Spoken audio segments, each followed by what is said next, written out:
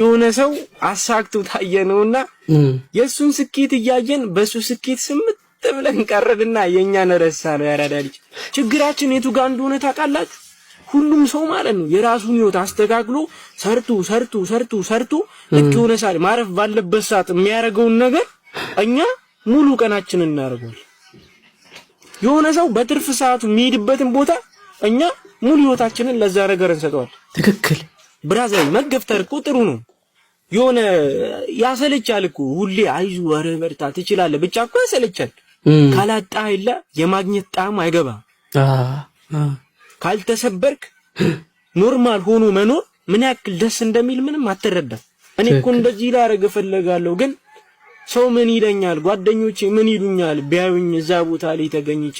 ብራዘር ላንተ ጥሩ ከሆነ ህይወትን የሚያስተካክል ከሆነ ጓደኞች ስላንተ ይኖራሉ እንዴ? ሚጥምህን ነገር መታቀው ራስህ ነህ፣ መበለው ራስህ ነህ። ትክክል እንዴ? ሚመርም ከሆነ የምትጎዳበት ራስህ ነህ፣ ሚጥምም ከሆነ ስኬታማ ሆነ የምትሄድበት ራስህ ነህ። እንዴ መኖር እኮ ደክሞናል፣ መሞትን የምንፈልገው የምትለው ህይወት ላይ የደረስከው ምን ተፈጥሮብህ ነው? ትክክል የሆነ እኔ ምን ላይ እንደማምን ታውቃላችሁ? ለምንም ነገር መድኃኒቱ መተው ነው። በቃ ካልሆነ መተው እግዚአብሔርን ትገላገላለህ። እፎይ ነው የምትለው ማለት ነው። ሁሌ ለምን ተከትለህ ትኖራለህ?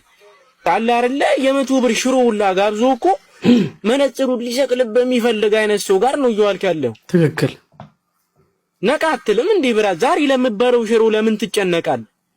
ነገ ስለምንኖረው ህይወት አታስብም? ስለ ትልቅ ነገር አታስብም? በስሜቴነት የሚመራ መንገድ አይደለም። በስሜቴነት እንሂድ አይደለም እያልኩ ያለው። ትክክል እኔ ለምን ዛሬ ላይ እዚህ ተገኘው ብለህ ስታስብ የሆነ በቃ ስሜቱ ያስጠላል። ራስን እንድትወቅሰው ራስን እንድጠላ አይደለም። ለምን እኔ ዛሬ ላይ እዚህ ተገኘው ማለት ልክ አይደለም። ያለሁበት ቦታ እንዴ ነቀው በቃ ወደ ሌላ ቦታ ልሂድ ይሄ አላዋጣኝ ማለት ነው እንጂ ለምን እዚህ ቦታ ተገኘው ማለት እኔ ቀሽም ነኝ፣ እኔ አልሆንም፣ እኔ እንዲህ አይደለም። ያራዳ ልጅ መንቃን ነው ያራዳ ልጅ። አንዳንዴ እኮ እርድና ራሱ ያቋሉ የምትለው ነገር አለ አይደለ? እርድና ብልጠት ካልተጨመረበት እሱ ራሱ መጥፊያው ነው። እርድና እራሱ ያጠፋል ያራዳ ልጅ። ትክክል በዚህ በጣም እርግጠኛ ነኝ። አቃለው ባይነትህ በጨመረ ቁጥር አለማወቅህ ነው እየሰፋ የሚሄደው ያራዳ ልጅ። አንቺና ፈጣሪያችሁ የምታውቁት እኮ የሆነ ነገር አለ አይደለ? ማርያምን አንቺና ፈጣሪሽ የምታውቁት እኮ የሆነ ሚስጥር አለ። ያንን ነገር ይዘሽ ከፈጣሪሽ ጋር ለምን አትይም? መንገድሽ ለማንም አይኖርም ያራዳ ልጅ። ማንም ለማንም አይኖር። ሁሉም በራሱ ሁሉም ለራሱ ገባሻ? ንቃበትና የለ ስራበት። ተኝታ አትቅር ያራዳ ልጅ። ይቆጫል፣ ሚካኤልን ይቆጫል። ትክክል ምክት ይበላል። እኔ አንዳንድ ጊዜ እንደው ሰው ሱፍ ካለበሰ በስተቀር ምክር የማይመስለን ሰዎች አለን። ይሄ አነቃቂም እንደው እስከ ላይኛው ጫፍ ነው የሚያነቃቃችሁ። እውነቱን ለመናገር ከሆነ ሀብታሞች ቢበሉም ቢጠጡም እንደው ከሻኛ ከነብሮ ከምኑ ብሎ ቢቆርጡም እንደው አያደርጉትም እንጂ ቁጭ ብለው ቀኑን ሙሉ የሱስ አይነቶችን ቢያደርጉት እንኳን ነገ ከነገ ወዲያ ቢታመሙ እንኳን ወንድሜ መታከም ያላቸው የፈለጉት ሀገር ታይላንድ ነሽ ታይዋን ነሽ የትም ሄደው መታከም ይችላሉ።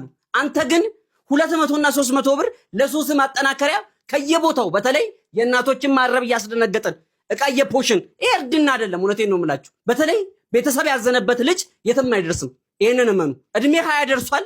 ተፍ ማለት አለብህ። ወንድ ልጅ በላቡ ነው ጥሮ ግሮ የሚበላው። ይሄ የኛ ቃል አይደለም፣ የፈጣሪ ቃል ነው። ፈጣሪም ትትናን አይቶ ይጨምርልሃል። ሁሉም ባለበት ስታካ አያደርግም። ብራዘር እኔ እናንተ ብራንድ ልብስ አያምርብንም። የሚያምርብን ቀለሊት ጎንበስ ብለን መስራት ነው። ከዛ ጊዜው ሲመጣ ሁሉም ነገር ቦታዋን ስትይዝ አይደለም ብራንድ ልብስ ገዝተ መልበስ ከፈለክ ብራንድ ፋብሪካውን መገንባት ትችላለህ። ዋናው ብዙም አላችሁ ምንም ሁሉ ነገር ተናግሮታል። ብቻ እንንቃ፣ እስቲ እንንቃ። ደንዝዘናል እውነት። አሁን ላይ ስራ ላይ ያላችሁ እና አሁን ላይ ስራ ላይ የምትገኙ አልሳካ ያላችሁ ወጣቶች ካላችሁ በጭራሽ ተስፋ እንዳትቆርጡ። ምክንያቱም ከላይ የተመዘገበ ነው፣ ተቀማጭ ማለት ነው። ነገ ላይ ላብህ ጠብ ማለቱ ታይቶ ትንሽ ገፋ ስታረግ ይገፈተርልሃል በጀቱ። ተስፋ አትቁረጡ። ተስፋ የሚቆርጠው የሞተ ብቻ ነው አይደል? አለን በህይወት አለን ተኳኩለን